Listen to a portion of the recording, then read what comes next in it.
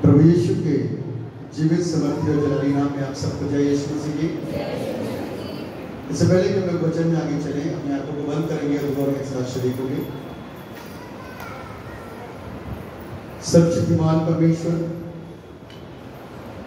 राजाओं के राजा, प्रभु के प्रभु,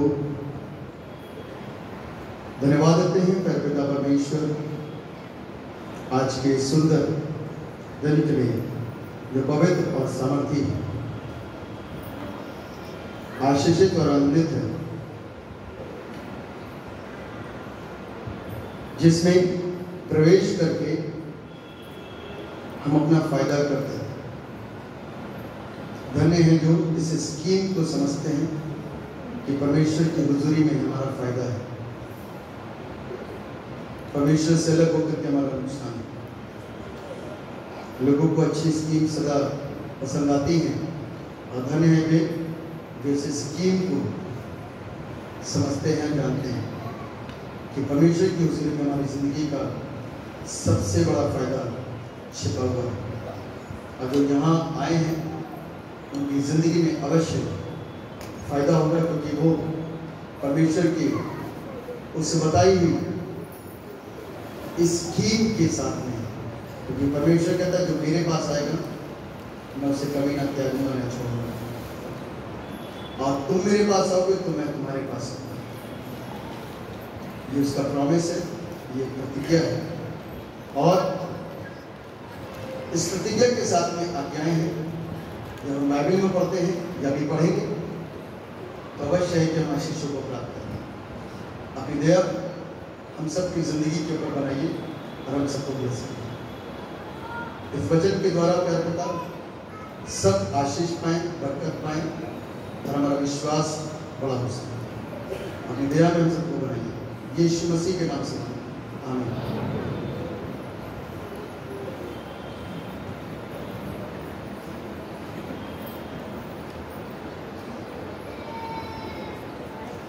परमेश्वर का धन्यवाद देते हैं इस सुंदर दिन के लिए।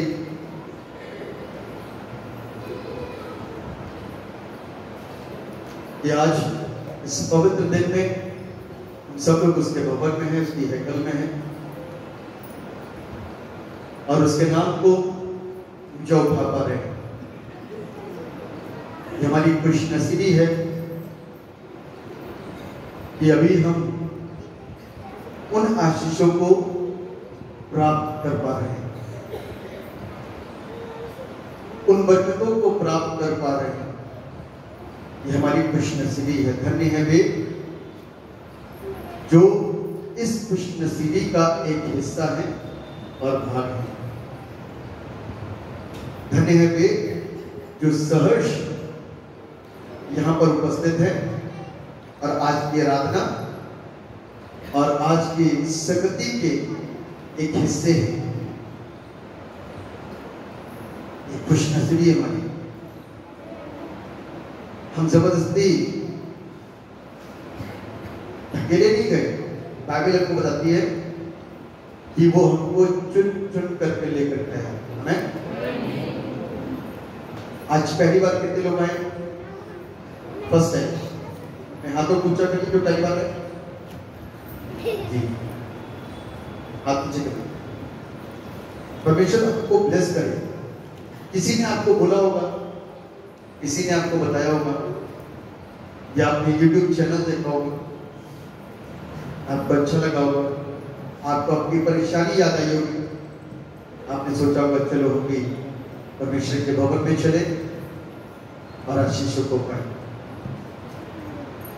तो आपने अच्छा सोचा कि आप उस सत्य परमेश्वर की बस्ती में यहाँ पर मौजूद हैं, बैठे हुए हैं। आराधना में आपने उस एहसास को अवश्य किया होगा जो पूरी लाइफ गुजर गई, प्राप्त नहीं हुआ। क्योंकि प्रभु हमारी जिंदगी के अंदर वो अनोखे एहसास देता है जो आज से पहले जो आज से पहले आंखों ने कभी नहीं देखा, इन कानों ने कभी नहीं सुना, और इस बुद्धि में कभी आया ही नहीं, सोच ही नहीं सकते क्योंकि ये नई बात है। आमीन। ये नई बात उसके लिए है और उनके लिए है जो उसकी हुजूरी में आए हुए हैं, क्योंकि वो उनको दिखाता है और वो उनको जो आते हैं। कुछ लोग देखते हैं कि क्या होगा, तो कोई आपको धीरे से बताता भैया ये पवित्र आत्मा का काम है। आप कहोगे कि पवित्र आत्मा क्या होता है? आपने तो हमेशा पवित्र आत्मा उसको बोला जिस मनुष्य ने अच्छे काम करे, परोपकारी काम करे। लेकिन पवित्र लोग आपने जरूर समझ लिया कि इन्हें अच्छे काम करे, लेकिन एक्चुअल की पवित्रता को आप अभी तक नहीं जाने। पवित्रताई और पवित्रताई में बड़ा फर्क होता है। पवित्र हमारी सोच के अंदर पवित्र, अरे पवित्र व्यक्ति है ये, सफेद शर्ट, सफेद लिबास, सफेद वस्त्र धारण करे पवित्र व्यक्ति है। पवित्र और पवित्रताई के अंदर बड़ा अंतर होता है। अभी तक आप पवित्र को बाहर से जानते थे, लेकिन आज की तारीख में जब आप चर्च के अंदर एंटर करें ना, तो पवित्रताई के अंदर एंटर करें, क्योंकि आप उस सच्चे परमेश्वर के पास, उस सत्य परमेश्वर के पास में आए हो जो दुनिया का बनाने और रचने वाला परमेश्वर है। आप उस परमेश्वर के पास में आए हो जिसने इस सारी दुनिया को, जिसको आप देख सकते हो, जिसको भी आप देख सकते हो, उन सारी चीजों का रचने वाला और बनाने वाला। आमीन।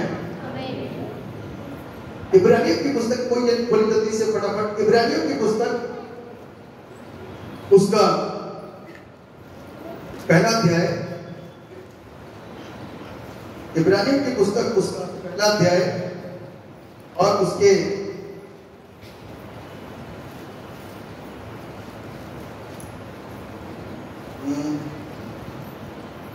दूसरे पद को पढ़े। इन अंतिम दिनों में हाँ उसके पुत्र के द्वारा हाँ बातें की, हाँ जिसे उसने सारी वस्तुओं का वारिस ठहराया, हाँ और उसी के द्वारा उसने सारी सृष्टि की रचना की है। और उसी के द्वारा उसने सारी सृष्टि की रचना की है।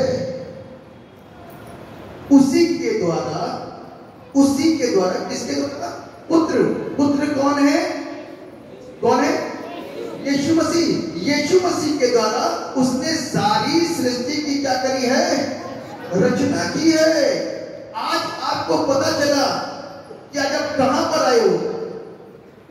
जो कुछ भी आप देख रहे हो ना, जो कुछ भी आप अपनी आंखों से देख सकते हो, पेड़ पौधे दरख्त, सब कुछ उसका रचा हुआ है। हमने नहीं बनाया, हमने नहीं बनाया, सब कुछ उसने रचा। सूर्य को आपने देखा तो उसने उसको बनाया, पेड़ों को देखा तो उसने बनाया, पेड़ को उसने बनाया, बीज को उसने बनाया, सब कुछ तो उसके द्वारा। आप कहां से कुछ कर सकते हो? शेर के ऊपर धारी डालने वाला वो, ज़ेबरा के ऊपर धारी डालने वाला वो, जिराफ के ऊपर धारी डालने वाला, खूबसूरत से खूबसूरत तितली और खूबसूरत से खूबसूरत चिड़िया, खूबसूरत से खूबसूरत फूल, खूबसूरत से खूबसूरत सब्जी, खूबसूरत से खूबसूरत फल किसने बनाए? किसने बनाए? यीशु ने। अभी इब्रानियों की पुस्तक उसका पहला अध्याय और उसके दूसरे पद के अंदर लिखा हुआ है, सब कुछ उसी के द्वारा। आज ये बात क्लियर हो जानी चाहिए आप लोगों को जो पहली बार आए हैं,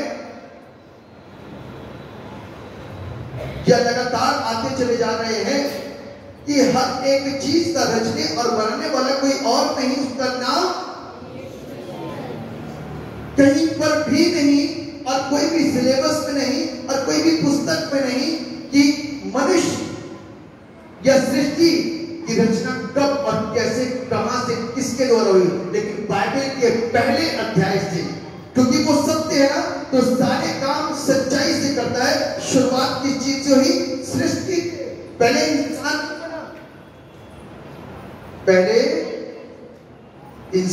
बना, पहले सृष्टि बनी, ताकि परमेश्वर में सारी सृष्टि के अंदर हर चीज का प्रबंध करते और हम उस प्रबंध में एक हिस्सेदार बने और उसका लाभ उठा सके।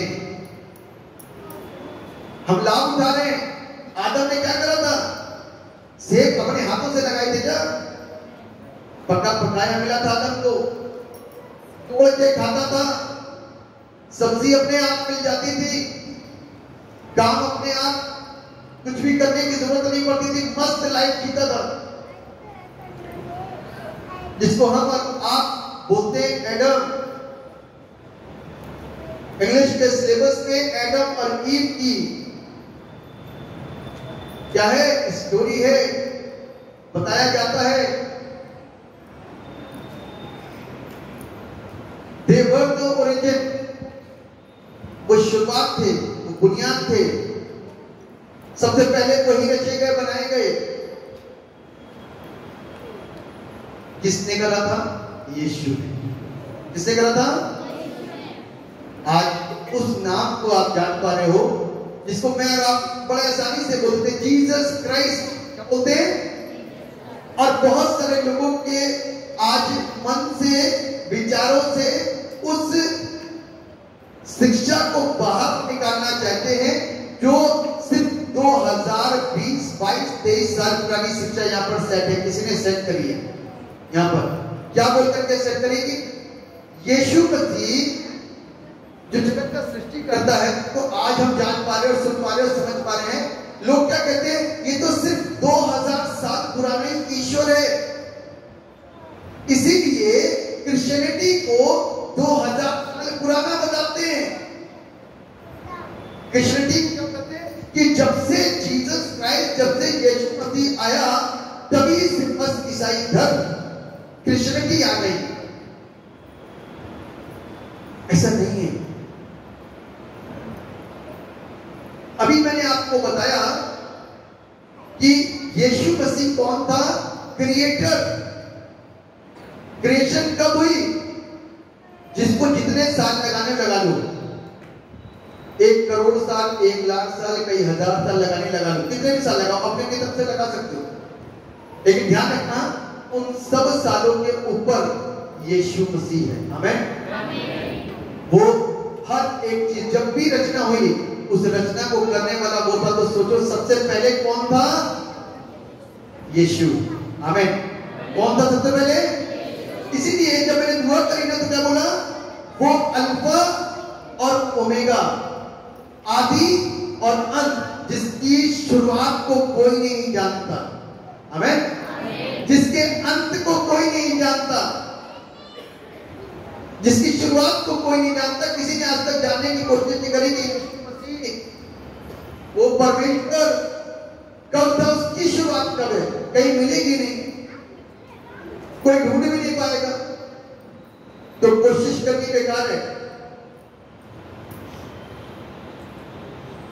लेकिन मैं अभी वचन बांटूंगा ना आपके साथ में, तो आपको बताऊंगा कि वो परमेश्वर जिसका नाम यीशु मसीह है, आज की तारीख में हम यीशु मसीह बोलते हैं, वो परमेश्वर को इस धरती पर यीशु का नाम लेकर के क्यों आना पड़ा, ये जब मैं वचन अभी दूंगा ना, तो आपको समझाऊंगा, ताकि आप उस शिक्षा को भली प्रकार से समझ लो, किसी भी तरीके से आप अशिक्षित न रह जाएं। एक सुंदर सा चैप्टर है, आ जाइए अपने, जैसे मत्ती रचित सुसमाचार, मत्ती रचित सुसमाचार उसका 15वां अध्याय, उसके 21 पद से लेकर के 21 पद से लेकर के 28 पद तक जरा आराम आराम से पढ़िएगा, जिस किसी को मिले आराम आराम से पढ़िए। यीशु वहां से निकलकर दूर और सैदा के प्रदेश की ओर चला गया।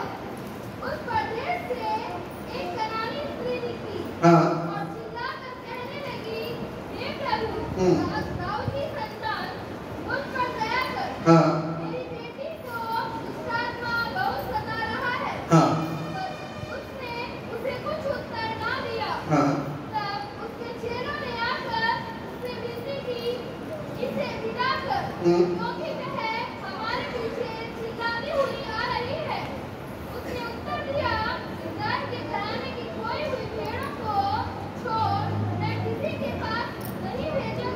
बस एक बड़ा प्रश्न, आज ये एक डिबेट बना हुआ है। क्या बना हुआ है? डिबेट, कि यीशु मसीह ने ये शब्द क्यों बोल दिए, जबकि आप कहते हो कि वो क्रिएटर है, आप कहते हो आप है, आप कहते हो कि वो सबका है।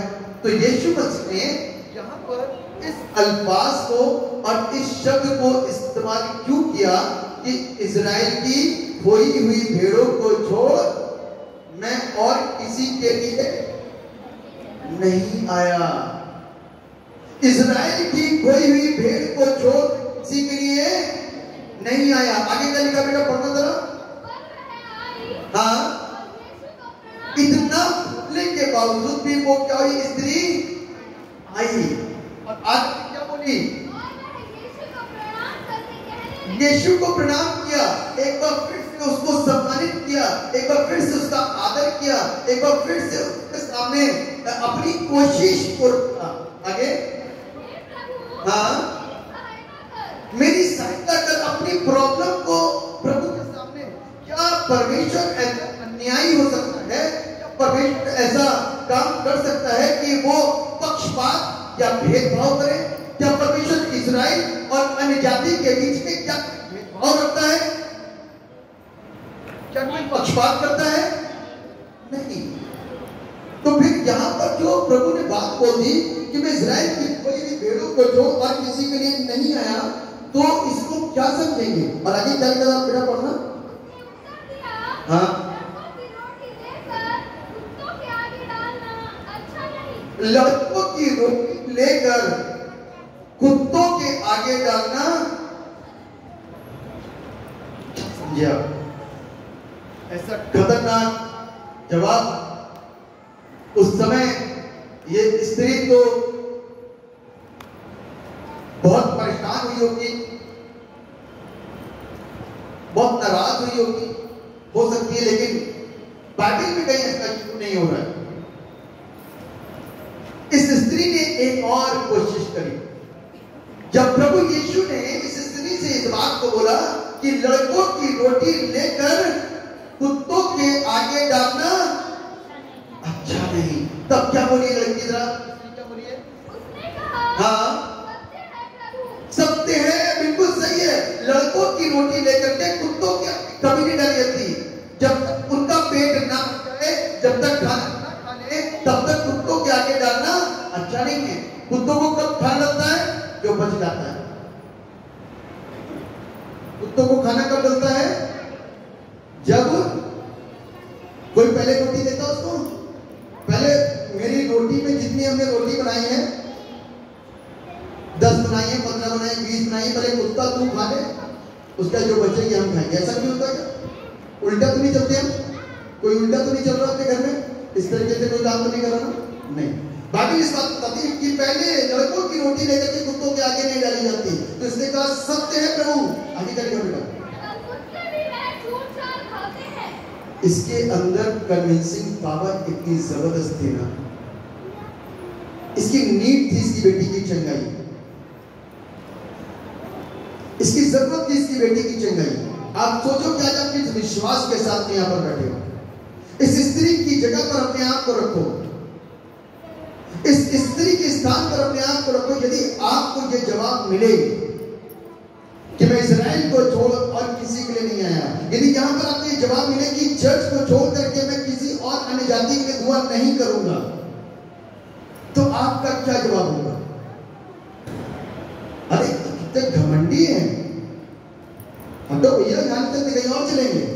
ये तो अजीब है, अपने घमंड से दिखा रहे हैं और कह रहे हैं चर्च के अलावा हम किसी की दुआ ही नहीं करेंगे। बोलोगे कि बोलोगे? हाँ या ना?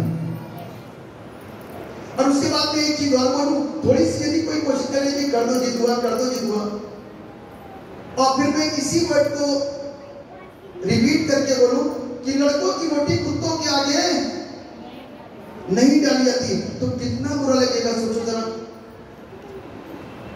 आप अपने बेटी की बीमारी भूल जाओगे, अपने बेटे की बीमारी भूल जाओगे, अपने पति की दारू छुड़ाने के लिए दुआ करवाने के लिए आए तो वो भूल जाओगे, अपने पति के अंदर के कैंसर को निकलवाने के लिए आए तो वो भूल जाओगे, अपने सर के दर्द की दुआ कराने के लिए आए तो वो भूल जाओगे, और जितने पहला शब्द निकाला था जीत हुआ करवानी है, और एकदम से क्रोध में भर करके बीपी हाई हो जाएगा, गुस्से से नाराज होकर के चिल्ला करके बोलते हुए बड़वाते हुए यहां से निकल करके जाओगे और तबीयत ठीक हो जाएगी।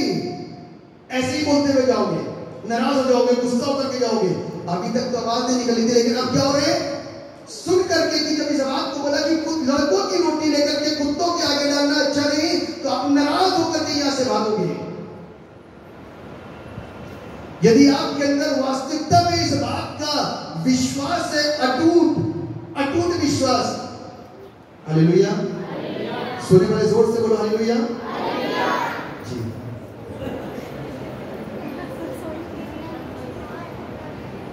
तो यदि आपके अंदर अटूट विश्वास है कि चंगाई तो सिर्फ यीशु मसीह के द्वारा है, तो रुके रहोगे। आमीन। ध्यान से सुन रहे हैं आप? यदि आपके अंदर विश्वास है कि चंगाई सिर्फ यीशु के नाम में है, तो आप रुके रहोगे।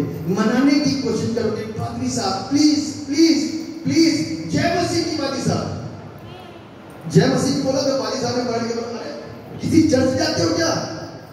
यीशु मसीह को कैसे तक बोले क्या? बोलिए जरा, निकालिए जरा, यही मत्ती 15, मत्ती रचित सुसमाचार उसका 15वां अध्याय और इसका दूसरा 22वां पद पढ़ रहा हूं मैं। उस प्रदेश से एक कनानी स्त्री निकली और चिल्लाकर कहने लगी, हे प्रभु दाऊद की संतान मुझ पर दया कर।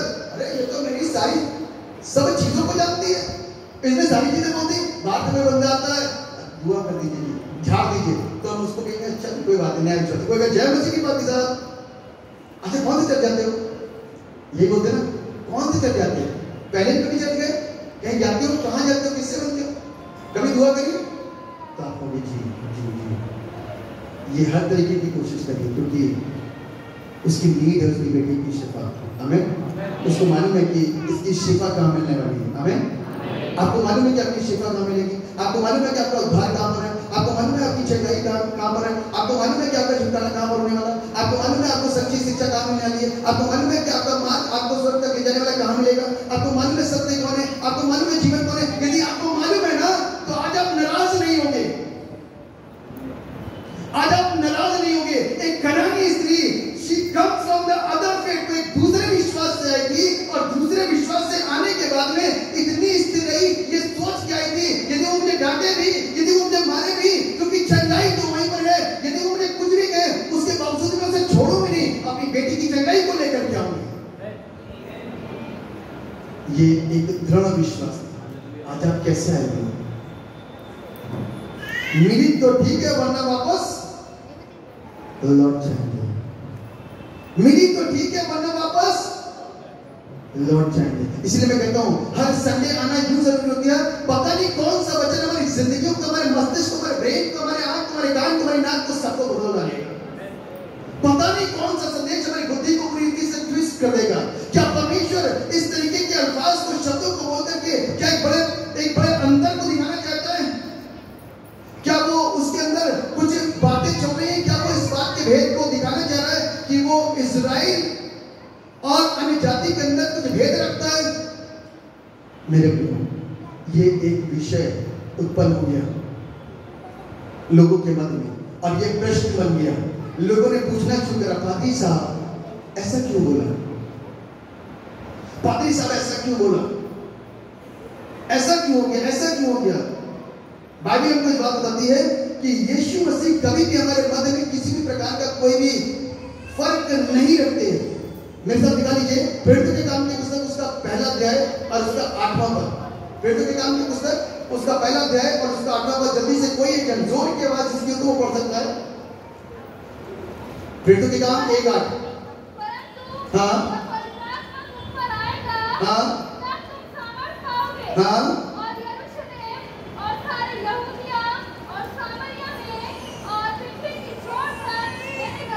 बस कौन किससे कह रहा है? कौन किससे कह रहा है? चेलों से। क्या बोला? ठहरे रहो, जब पवित्र आत्मा तुम पर आएगा तो तुम उससे पहले सामर्थ्य कितना विनाश। जब पवित्र आत्मा आएगा ना तो बदलोगे, आमेन। जब पवित्र आत्मा आएगा ना तो नए होगे, क्योंकि पवित्र आत्मा है ही कुछ अलग। इसीलिए मैंने आपको शुरुआत में बोला ना कि जब आप चर्च के अंदर एंटर करें ना, आपने कहा कुछ नया है यहाँ पर, क्योंकि पवित्र आत्मा है यहाँ पर, आमेन। क्योंकि पवित्र आत्मा यहाँ पर है इसलिए नया है। पवित्र आत्मा नहीं तो सब एक ही जैसा है, चाहे यहाँ बैठो चाहे कहीं बाहर बैठो, सब एक ही जैसा है। क्योंकि यहाँ भी गाली देते हैं, वहां भी गाली दे रहे हैं, सब एक ही जैसा है। लेकिन जिस दिन पवित्र आत्मा अंदर है ना, उस दिन नया हो जाएगा, सिस्टम नया हो जाएगा, हम नया हो जाएंगे, अन्य जाति से आया हुआ व्यक्ति नया हो जाएगा, और पुराना वाला व्यक्ति वैसे का वैसे ही रहेगा, लेकिन नया वाला व्यक्ति नहीं हो जाएगा। क्योंकि बाइबल में लिखा हुआ है कि पुराने वाले जो पहले थे वो अंतिम हो जाएंगे, जो अंतिम थे। क्यों? क्या कारण है? क्योंकि पवित्र आत्मा अंदर आ गया, तो सिस्टम तो नया होगा ही होगा, आमेन। पवित्र आत्मा का काम क्या है? कोई बताए मुझे। हमें बदलना, परमेश्वर के पास लेना। हमें बदलना। पवित्र आत्मा का काम क्या है? हमको कैसे बदलता है पवित्र आत्मा? कोई बताए, पीछे से बता दे, बेंचों में बैठे हुए पीछे कोई भी बता दे, पवित्र आत्मा कैसे बदलता है? बेंचों में जो पीछे बैठे बता सकता है कोई? पवित्र आत्मा कैसे बदलता है? Do you have experience? Yes, बताइए।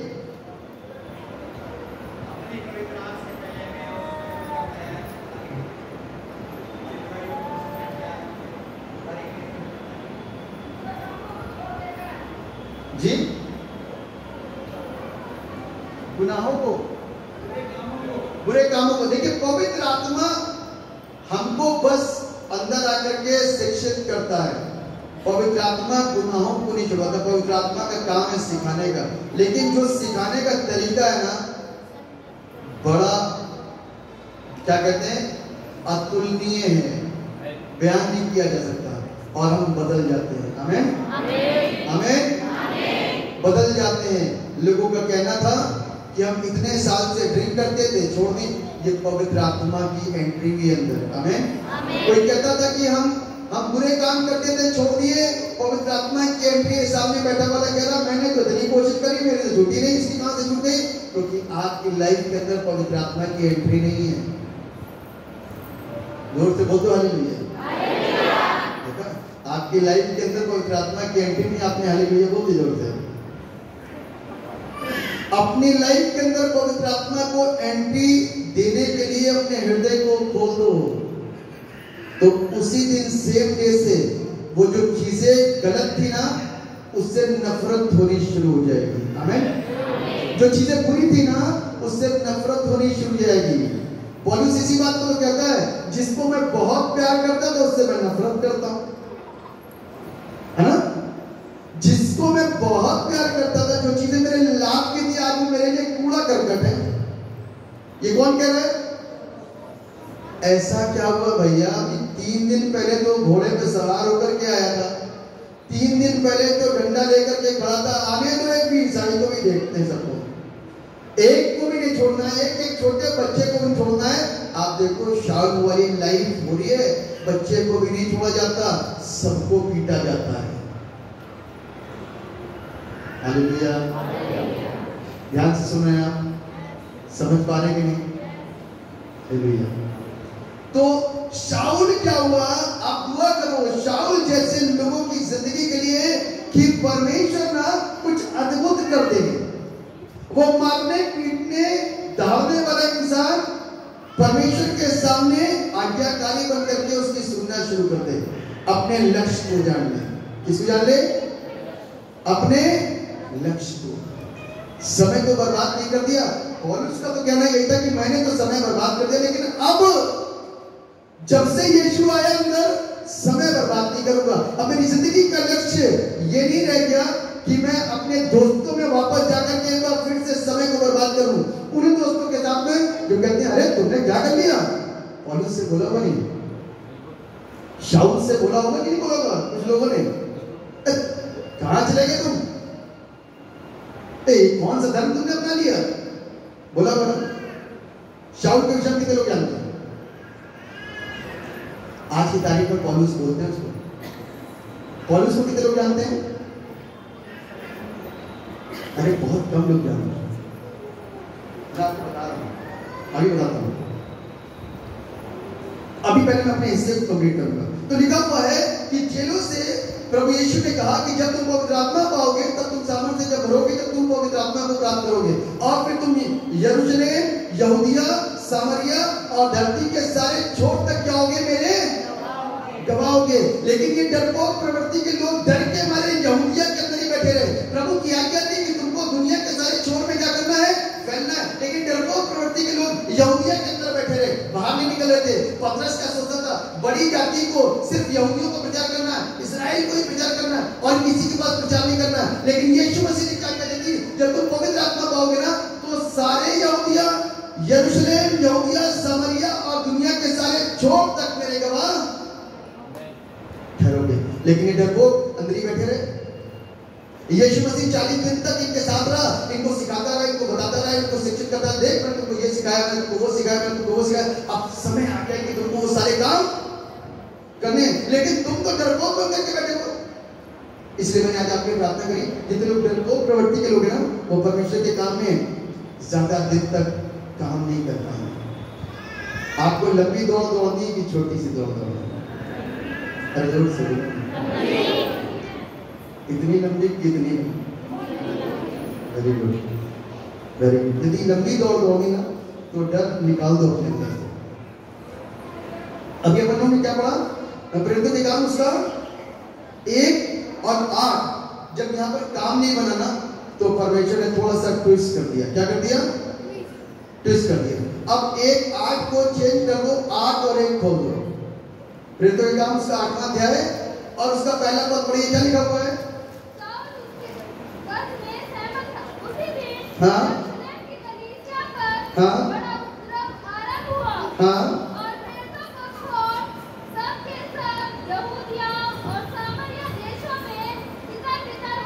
अब सब क्या होने लग गए? तितर बितर होने लग गए। क्यों? क्योंकि पिटाई होने लग गई ना, तो क्या होने लग गए? भागने लग गए। हम नहीं जाएंगे, हम नहीं जाएंगे, अरे भागो यहाँ से। यहाँ तो चेले बच गए, बाकी सब भाग रहे इधर उधर। अब जब भागेंगे तो भागने के बाद में क्या करते हैं मालूम है? जिस जगह जाएंगे वहां जाकर के क्या करेंगे? हालेलुया।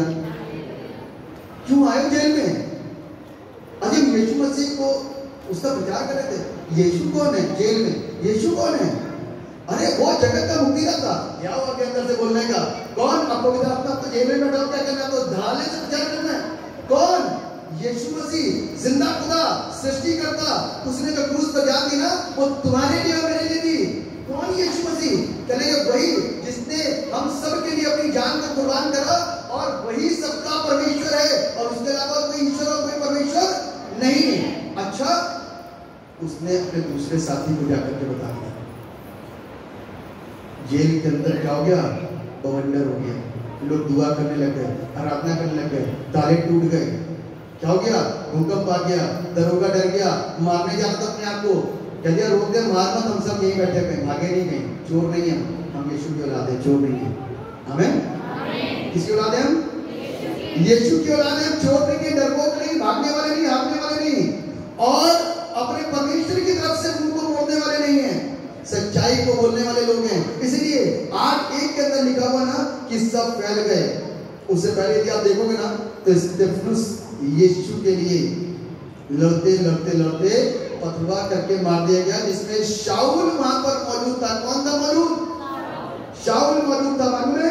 और शाऊल उसके वध होने में सहमत था। बाइबल इस बात बताती है। प्रभु ने कहा अच्छा बेटा शाऊल, तू है मेरे लोगों को मारने में सहमत है, चल आजा। प्रेरितों के काम 9:1 बहुत ही जरा क्या लिखा हुआ है?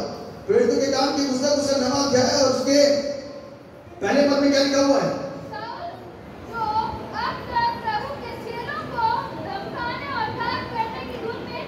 शाऊल क्या करने की धुन में था? चेलों को धमकाने और घात करने की धुन में था। शाऊल लीडर कौन था? लीडर चेलों को धमकाने और चेलों को घात करने की धुन में। प्लानिंग करी इसने, योजना बनाई, अधिकारी से मिला, सर जाए क्या? लिख के दे दो, तो लिख के परवाना ले बेटा जा, और छोड़ना नहीं, एक एक को बांधना और एक एक को मारना। ये कौन काम करने के लिए जा रहा था? शाऊल। ये वही शाऊल है जो अभी स्तिफनुस के चक्कर में सहमत था। स्तिफनुस सही हुआ तेरे साथ में, बहुत यीशु यीशु करता था ना, हमारे मूसा की व्यवस्था को तुम सबने क्या कर दिया? भंग कर दिया है। चिड़ तो इसी बात की थी ना, मूसा की व्यवस्था को क्या कर दिया?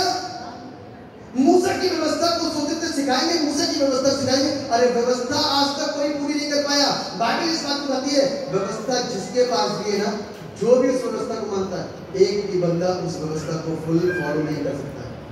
यीशु ने उस व्यवस्था को फुल फॉलो किया और फॉलो करने के बाद में उसने क्या कर दिया?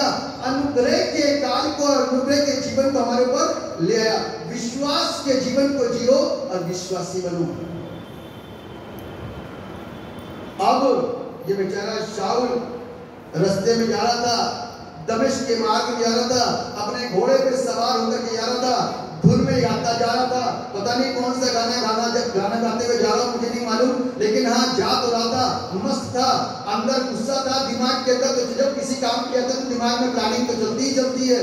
उसके दिमाग के अंदर भी प्लानिंग चली थी, बच्चों को, बूढ़ों को, स्त्रियों को, सबको बात के लेके आऊंगा, छोड़ूंगा नहीं। अपने साथी घोड़े वालों से बातें कर रहा होगा, छोड़ूंगा किसी को नहीं, ऐसे करना वैसे करना, सारी चीजें करना। बीच रास्ते में एक आवाज आती है, शाऊल, हे शाऊल, तू मुझे क्यों सताता है? क्या हुआ? कौन सी आवाज आई? हे शाऊल, हे शाऊल, तू मुझे खोल लीजिए मत, प्रेरितों के काम 9। इसको जब तक आप देखोगे ना तब तक मजा नहीं आएगा। हाँ, क्या लिखा हुआ है? तीसरी बात को पढ़िए। हाँ हाँ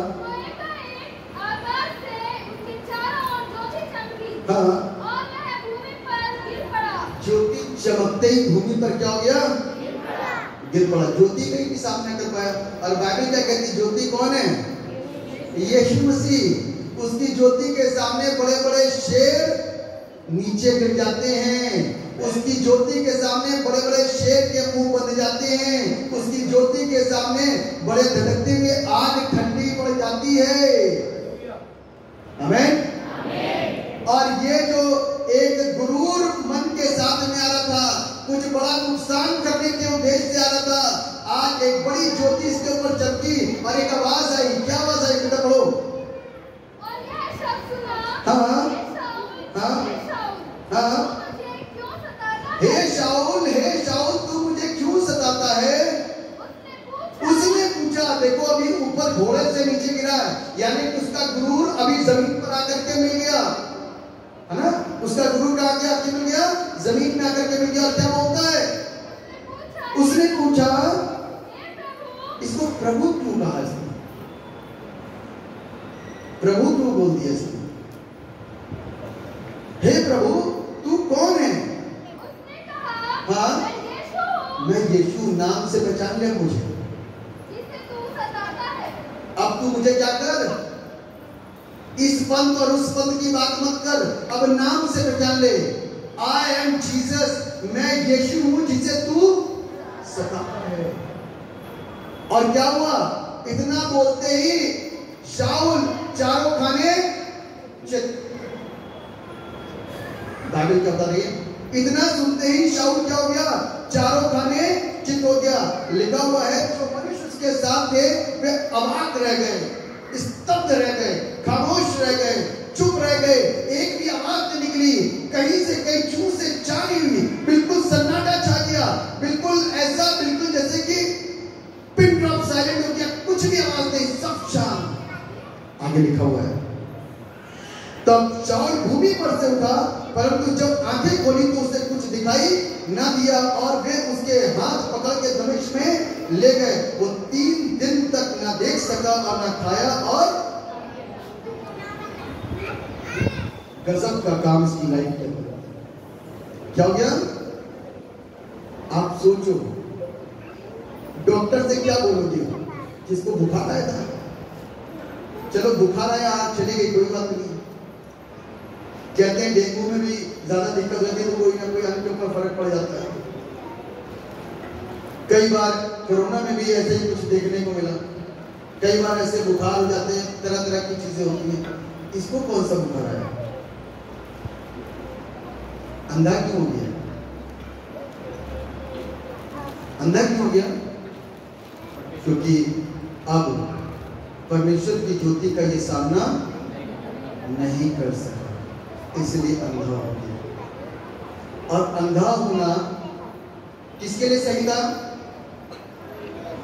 अंधा होना किसके लिए सही था? स्वयं शाऊल और अन्य जाति के लोगों के लिए। आमीन। मालूम क्या लिखा बाइबल के अंदर लिखा है कि अन्य जातियों के लिए पहला प्रेरित नियुक्त हुआ, क्योंकि 3 दिन का अंधापन। अब जब अंधे हो गए तो आपके पास जो भी काम यहाँ पर चल रहे होंगे कर पाओगे? नहीं कर पाओगे। जब पेट में कुछ जाएगा तो फ्रेश होने के लिए इंसान नहीं जाएगा। बंदे ने 3 दिन तक ना खाया ना पिया। अब आप सोचो कि 3 दिन फुल 3 दिन परमेश्वर ने इसको क्या करा? प्रेरित करा पवित्र आत्मा के द्वारा।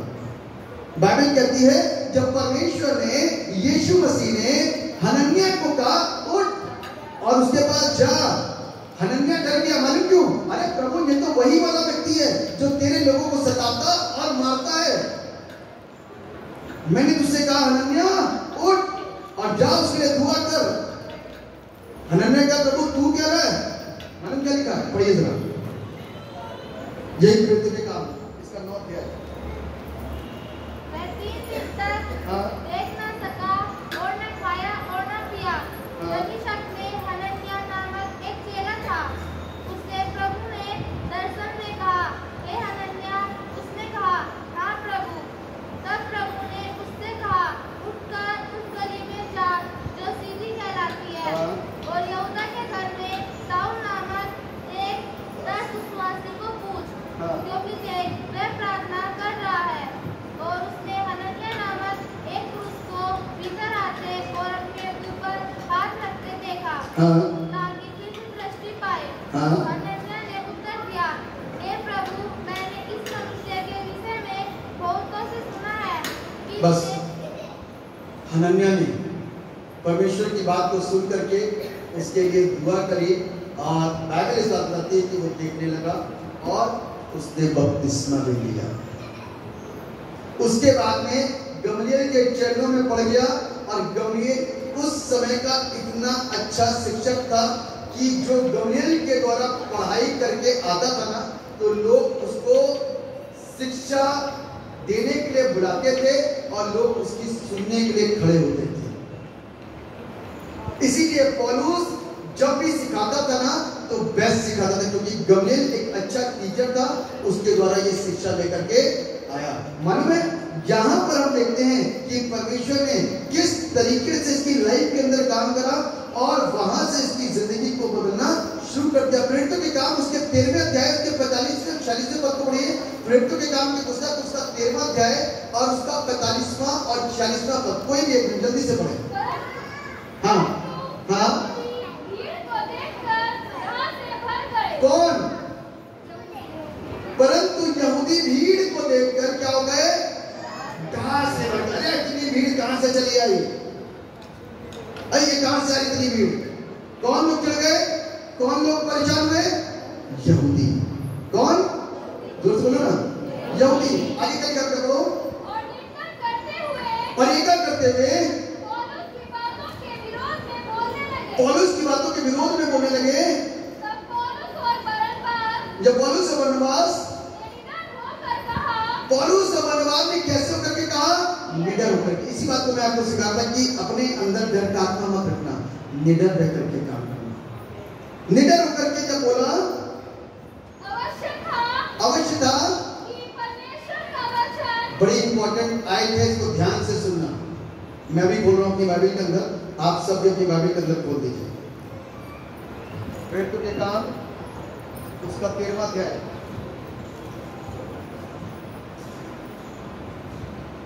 प्रेरितों के काम उसका 13वां अध्याय और उसके 45वें पद और 46वें पद।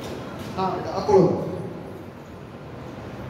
परंतु यहूदी भीड़ को देख हाँ जहां से भर गए हाँ और निंदा करते हुए हाँ। पौलुस की बातों के विरोध में बोलने लगे। आज पौलुस हमारी नजर में कैसा दिखता है? पहले तो ये बताइए आप, पौलुस कैसा है हमारी नजर में? बोलिए ना, पौलुस हमारी दृष्टि में कैसा आज की तारीख में? परमेश्वर का दास मीरा कैसा व्यक्ति है? अच्छा कि बुरा? बताइए ना। अच्छा, लेकिन वहां के लोगों के लिए, वहां के लोगों के लिए, यहूदियों के लिए बुरा था, है ना? था कि नहीं था? कितने सालों के बाद समझ में आ रहा है? 2000 साल के बाद आज समझ में आया कौन अच्छा था, है ना? कई चीजों को हम बहुत समय के बाद समझते हैं, इंसान को खो देने के बाद। अब बेटा पढ़ो आगे क्या लिखा हुआ है? तब पौलुस और बरनबास ने इधर होकर कहा, हाँ। अवश्य था अवश्य था कि परमेश्वर का वचन परमेश्वर का वचन पहले जाता। तुम्हें सुनाया जाता। किसे? यहूदियों को। ये यहूदी जो डांस से भर गए थे, ये यहूदी जो चिल्ला रहे थे, ये यहूदी जो उन लोगों को उस्काने की कोशिश कर रहे थे, ये यहूदी जो झगड़ा करने की कोशिश कर रहे थे, ये यहूदी जो प्रभु के नाम के जलाते हैं, ये यहूदी जो मूसा की व्यवस्था का फॉलो करते हैं, पालन करते हैं, इन यहूदियों को उन लोगों ने शिक्षित करा। अच्छा तो ये था, अवश्य ये था कि परमेश्वर का वचन पहले तुम्हें सुनाया जाता, परंतु जब तुम उसे दूर हटाते हो, किसको दूर हटाते हो? वचन को दूर हटाते हो, यीशु को दूर हटाते हो। बाइबल कहती है आदि में वचन था, वचन परमेश्वर था, वचन ही परमेश्वर था। आदि में यीशु था, यीशु परमेश्वर था, यीशु ही परमेश्वर था। जब तुम यीशु को दूर हटाते हो तो ये अभिषेक, ये आशीष तुम्हारे चक्कर पे खत्म तो नहीं हो जाएगी। तुम्हारी वजह से क्या ये वचन रोक दिया जाए? ये परमेश्वर का काम है, ये किसी व्यक्ति विशेष का काम नहीं है। तुम्हारी वजह से, तुम्हारे तरीके से काम नहीं चलेगा, इसलिए ये काम कहाँ हुआ है? अन्य जातियों के ऊपर चला गया। आगे क्या लिखा हुआ है? लिखा है कि परंतु जब तुम उसे दूर हटाते हो और अपने को अनंत जीवन के योग्य नहीं ठहराते, अपने को काय के योग्य नहीं ठहराते, अनंत जीवन के अनुमान को, इटर्नल लाइफ, अनंत जीवन के योग्य होना आपको समझते नहीं है। ये एक मजाक चल रहा है, दिस इज अ फन। इसलिए चर्च में आते ना मस्त हंसते हैं कई बार। अरे भाई साहब 1 घंटा बोल रहे हैं, उछल के बोल रहे हैं, चिल्ला के बोल रहे हैं, हंस के बोल रहे हैं, रो के बोल रहे हैं, गा के बोल रहे हैं, है ना? कई बार बुलवा रहे, कई बार चलवा रहे, हंसी भी छूट जाती है क्योंकि अनंत जीवन तुमने अपने लिए रखा ही नहीं है। अनंत जीवन तो ट्रांसफर हो रहा है कहीं और पे। हम समझ नहीं रहे, हमारे कान के नीचे से सारी चीजें निकल के चली जा रही है, बाईपास हो रही है, हमको समझ में हंसी आ रही है। अभी हमारे लाइफ के अंदर वो बचपन ही नहीं गया। बाइबल इस बात को कहती है कि अभी तक तो तुमको समय के अनुसार तो गुरु, अभी तक हंस रहे हो तुम, बालक हो। कैसे हो? कैसे हो? क्या लिखा है? अनंत जीवन के योग्य नहीं कहलाते। तो देखो हम अन्य जातियों की ओर फिरते हैं। किसकी ओर फिरते हैं? अब दूसरा ऑप्शन कौन है? अन्य जाति। दूसरा ऑप्शन कौन है? अन्य जाति। और लिखा हुआ है क्योंकि प्रभु ने हमें ये आज्ञा दी है, मैंने तुझे अन्य जाति के लिए ज्योति ठहराया ताकि तू पृथ्वी के छोर तक उद्धार का। हालेलुया। यदि परमेश्वर को मतभेद करना हो तो कनानी स्त्री के सामने तो ये क्यों बोल दिया? अपने चेलों को क्या बोला था मालूम उसने? ठहरे रहो, जब तक पवित्र आत्मा को ना प्राप्त करो तब तक ठहरे रहो। जिस दिन प्राप्त कर लो उस दिन यहूदिया, यरूशलेम, सामरिया, दुनिया की छोर तक मेरे गवाह होना। लेकिन क्या हो गए चेले? पतरस क्या हुए? वही सीमित रह गए। कहां पर? यहूदिया पर। अब क्या हुआ? लिखा हुआ है इसमें कि पौलुस इस बात को बोला, परमेश्वर ने कहा कि तू अन्य जातियों के लिए मेरा प्रेरित ठहरेगा, दुनिया की छोर तक मेरा गवाह। सताने वाला बचाने वाला बन गया। हालेलुया।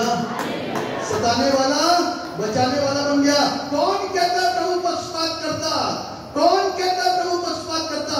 प्रभु ना अन्य जाति के साथ में पक्षपात करता, ना यहूदियों के साथ में पक्षपात करता है। परमेश्वर सबके लिए एक परमेश्वर है, कभी ना बदलने वाला परमेश्वर है। बाइबल कहती है पहले तो तुम्हारे लिए था, लेकिन तुमने उसको धीरे धीरे बाईपास कर दिया। रे छोड़ो, चर्च में जाकर के क्या मिलेगा?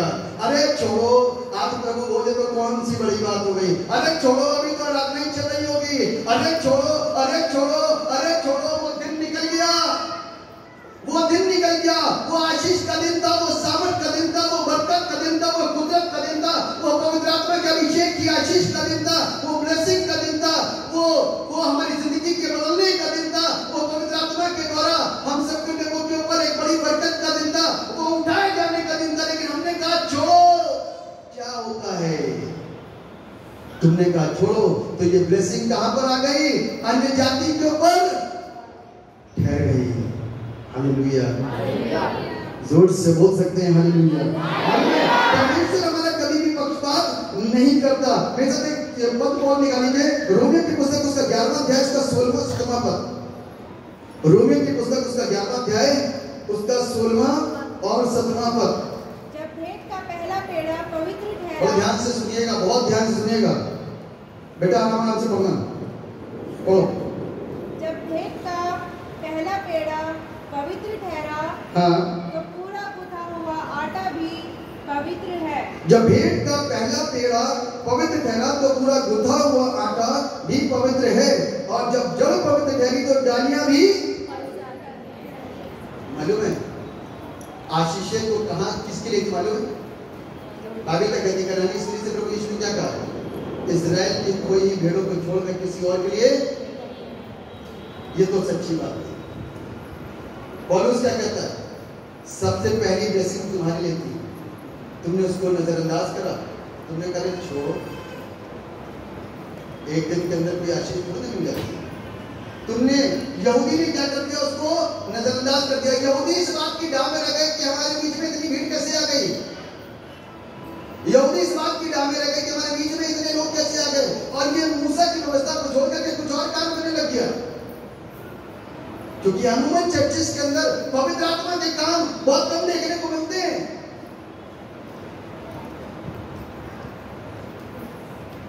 चंगाई सबको चाहिए, पवित्र आत्मा सबको चाहिए, लेकिन उसी से परहेज भी है। बाहर की कन्वेंशन कमेटी में जाकर के हम खूब उछलेंगे, डांस करेंगे, नाचेंगे और खूब बातें करेंगे, लेकिन वहीं पर अपने स्थान में आकर के बिल्कुल टंडित किया। कन्वेंशन में देखा ना कैसे डांस करते हैं? सब डांस करते हैं चर्च के अंदर। सन्नाटा अच्छा बाइबल क्या कहता है? पढ़िए जरा, लिखा हुआ फिर से पढ़िए। जब भेंट का पहला पेड़ा पवित्र ठहरा, हाँ, तो पूरा गुथा हुआ आटा भी पवित्र है। हाँ, और जब जड़ पवित्र ठहरी, हाँ, तो डालियां भी ऐसी ही है। डालियां भी ऐसी। मालूम है हमको और आपको साँटा गया है किसके साथ में? यहूदियों के साथ में। पहला यहूदी, दूसरे कौन? अन्य जाति। क्या कर दिया गया है?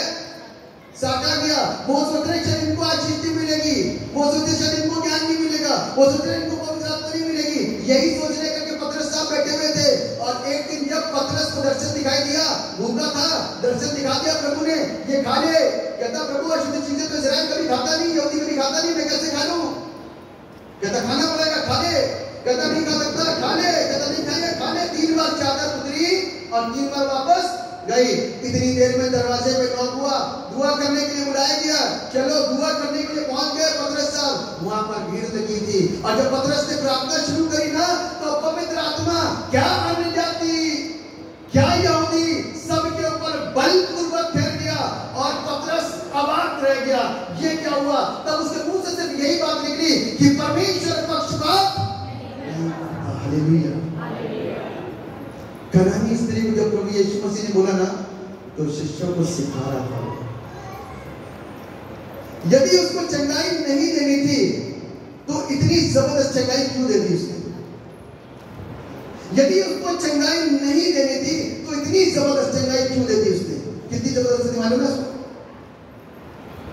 मां यही खड़ी है, बेटी घर में चंगी हुई, इससे जबरदस्त चंगाई हो सकती है? अब बीमारी बड़ी कर लो, बीमारी बड़ी कर लो। डॉक्टर ऑक्सीजन निकाल के बाहर रख दिया, ड्रिप हटा दी, कहते कि लाश ले जाओ। क्या करो? अब मां विनती कर रही है, अरे बाप, जीवन की बातें तो तेरे पास है, जीवन भी तेरे पास में है। अब दया करते मेरी बेटी जिंदगी का मरने की कगार पे, माँ को पता ही नहीं बेटी मर गई, माँ को पता ही नहीं बेटी मर गई। यीशु ने कहा तेरे विश्वास ने सब कुछ कर दिया, जा तेरी बेटी जी जाएगी। अब डॉक्टर को बता दिया, डॉक्टर सक्सेस आ गई, डॉक्टर ने तुरंत ऑक्सीजन, ये मशीन वो मशीन, ये अरे ये तो चमत्कार हो गया। क्या हुआ किसी को नहीं पता क्या हुआ, किसी को नहीं पता क्या हुआ, लेकिन माँ को पता क्या हुआ। हालेलुया। माँ को पता क्या हुआ, मालूम क्या हुआ? माँ यीशु के चरणों पर बैठी हुई रो रही, नीचे जाती है, बाप इज़राइल के परमेश्वर मेरी बेटी पर दया कर, मेरी बेटी जीवन पा लेगी। और बेटी जीवन पा गई। आमीन। बेटी ने जीवन पा लिया, और जिसको डॉक्टर ने मृत घोषित करा वो बेटी क्या हो गई? क्या हो गई? इतनी धीमे से बोलोगे? मरा हुआ इंसान ही ऐसे बोलता है, जिंदा इंसान तो ऐसे नहीं बोलता। क्या हो गई? एक बार हम बोलो, सारे मिलके बोलो, क्या हुआ? याइन की बेटी मर गई थी, भीड़ लग गई, घर के चारों ओर भीड़ लग गई। अरे बेटी मर गई, बेटी मर गई, कहाँ भागे फिर रहे हो, कहाँ भागे फिर रहे हो? मर बेटी तो गई, कुछ नहीं हो सकता। डॉक्टर ने वैद्य ने आकर के देख लिया, चेकअप हो गया, सब कुछ हो गया, बेटी मर गई। अपनी बेटी से हाथ धो दिए इन लोगों ने, पता नहीं कहाँ चल के पीछे लगे रहे। बाद में उन सबका बाप आया, कौन? ईश्वर। कौन है? ऐसा भीड़ को बाहर करो, माँ बाप से अंदर आ जाओ। माँ बाप अंदर आए, भीड़ बाहर, हाथ पकड़ के बोला, थरीता बोली, उठ जा बेटी, उठ गई। आमीन। बाहर जाके क्या बोला? अरे सो रही थी, तुम सोते हुए को पहचानते नहीं, मरा घोषित कर दिया तुमने। Hallelujah, hallelujah. सो रही थी, जग गई, जीवन मिल गया। यीशु मसीह अपने आप को सो नहीं करा। बाद में माँ बाप ने मालूम क्या बोला जाकर के? बोला होगा, बोलना भी चाहिए, आप ही बोला करो, डरोगे तो कुछ नहीं होने वाला। बाद में जाकर के बोला, अरे मर गई थी मेरी बेटी। वो आया सबका बाप, जीवन का दाता, जिसके पास में जीवन है, उसने हाथ पकड़ के उठा के खड़ा कर दिया। आमीन। जीवित हो गई। यीशु मसीह कैसे पक्षपात कर सकता है? उसने कहा, बाप पिता, कुत्ते भी तो कुत्तों के चूर-चार, कुत्ते भी तो वही चूर-चार खाते जो लड़कों की मेज पर से, अपने आप को चूर-चार समझ लिया उसने। हम चूर-चार ही पर दया कर दे, क्योंकि उसको मालूम था अब कोई रास्ता नहीं है। This is the only last way, ये एक अंतिम रास्ता है। आमीन। आपके पास कोई और रास्ता नहीं? हाथ उठा सकते हो? आपके पास कोई और रास्ता है तो हाथ उठा सकते हो।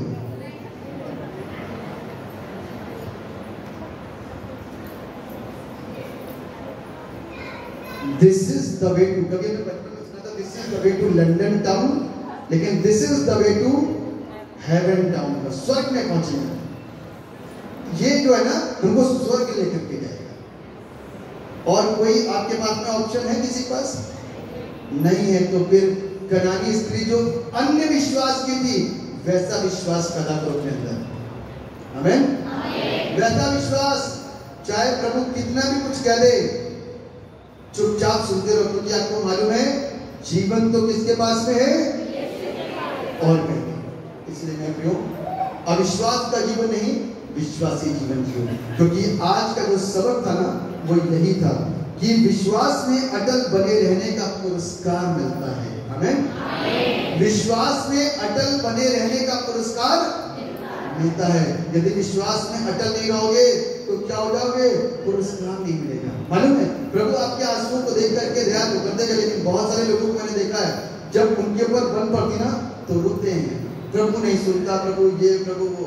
लेकिन ध्यान रखना, प्रभु आपको चंगा कर देगा, लेकिन आपने ना अपने विश्वास को खो दिया। और प्रभु जो आप पर विश्वास करता था, वो भी आपके ऊपर से सब खत्म, क्योंकि प्रभु हमारे विश्वास में जानता। स्थितियां कुछ भी हो जाए, मुश्किलें कैसे भी क्यों ना हो, मंजिल एक दिन आ जाएगी। आमीन।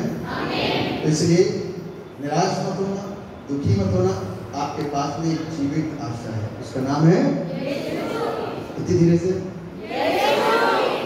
परमेश्वर आप सबको आशीष दे, बरकत दे, अपनी महिमा का इस्तेमाल करें, अपनी आंखों की बरकत करो। सर्वशक्तिमान परमेश्वर, हम आपको धन्यवाद देते हैं आपके तमाम आशीषों के लिए जो आपने हमें दी। आपको धन्यवाद। अपने वचन से प्रभु आपने हमें सिखाया, वचन से समझाया, इसलिए प्रभु हम आपको थैंक्स करते। दुआ करते हैं पिता, हम इस बात को समझ गए कि आप पक्षपात नहीं करते। कनानी स्त्री के विषय को लेकर के बहुत सारे लोगों के मन में ये सोच विचार था कि प्रभु यीशु मसीह ने ऐसा क्यों बोला, पक्षपात था क्या कोई? लेकिन जब हम इतिहास देखते हैं प्रेरितों के काम की पुस्तक के अंदर, वहां से पता चलता है ये योजना थी। अब प्रभु के काम को चेले तो पूरा कर नहीं रहे, तो कौन पूरा करेगा? सताने वाला जो निडर है वही। और निडर व्यक्ति ने बोला मैंने अपना समय बहुत खो दिया, अब नहीं कहूंगा। जीना मसीह मरना लाभ। जिसको अपनी मृत्यु का डर नहीं, वो किसी से नहीं डरता। वो सबके सामने दृढ़ होकर के, मजबूत होकर के बोलता है कि यीशु मार्ग, सत्य और जीवन और उद्धार और मुक्तिदाता, जीवनदाता है। जो उस पर विश्वास करता है वो इसी तरीके से दृढ़ होकर के, निडर होकर के उसकी खिदमत को अंजाम देता है। और जितने लोगों को इसने सताया होगा, उससे कई हजार लाखों करोड़ लोगों को इसने वचन के द्वारा बचा लिया। और आज तक जो उसकी पकड़ी को पढ़ रहा है बच रहा है, क्योंकि वो बचाने के लिए अन्य जातियों के लिए वो प्रेरित है। और जितने विश्वास कर रहे हैं सब बच रहे हैं।